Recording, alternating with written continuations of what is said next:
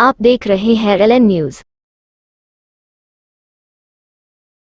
अस्सलाम वालेकुम रहमतुल्लाहि वबरकातुहू। आज हम इस मुल्क अज़ीज़ भारत में 73वां यौम जमहूरिया मना रहे हैं, लेकिन मैं समझता हूँ कि यौम जमहूरिया का जो जश्न है, सबसे पहले उनसे पूछना चाहिए जो नजीब की माँ हैं कि उन्हें इंसाफ़ मिला, रोहित वेमुला उनकी माँ जिन्हें इंसाफ़ मिला, मॉब लिंचिंग में मारे जाने वाले अखलाक अहमद, हाफिज़ जुनैद, ऐसे कई नौजवान जो इस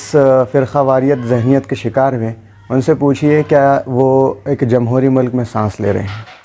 हम हिंदुस्तान से, इस मुल्क अज़ीज़ भारत से बेइंतहा मोहब्बत करते हैं,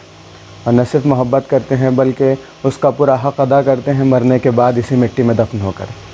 इसी ज़मीन पर सजदे कर कर, इसी गंगा जमनी तहज़ीब की हिफाजत करके, इस मुल्क में बहैसियत एक ज़िम्मेदार शहरी तमाम वो क़वानीन की पाबंदी करके, वो तमाम फ़राइज़ की अदायगी करके, लेकिन फिर भी एक सवालिया निशान 73 बरसों में हमारे शहरी होने पर भी लगा हुआ है, और एक नेशनलिज़म का सर्टिफ़िकेट आज भी हमको पेश करना पड़ता है।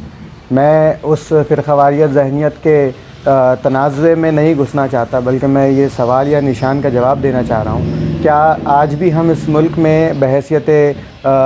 जमहूरी मुल्क में एक ज़िम्मेदार शहरी होने की हैसियत से जो फ़राइज़ की अदायगी कर रहे हैं, उसके बावजूद हुकूमत को हमें अपने ज़िम्मेदार शहरी होने का एक नज़राना पेश करना पड़ता है। और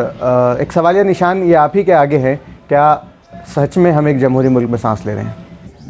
मुबारकबाद पेश करते हैं 73वें यौम जमहूरिया की मुल्क अज़ीज़ के वो तमाम शहरियान को जो डॉक्टर बाबा साहब अम्बेडकर के बनाए हुए क़ानून की पाबंदी करते हैं, इक्वालिटी की बात करते हैं, और वो तमाम जमहूरियत पसंद लोगों को ही यौम जमहूरिया मुबारक, जो इस मुल्क के जमहूरियत की बक़ा के ख़ातिर इस मुल्क अज़ीज़ में सरगर्म अमल हैं। बहुत बहुत शुक्रिया।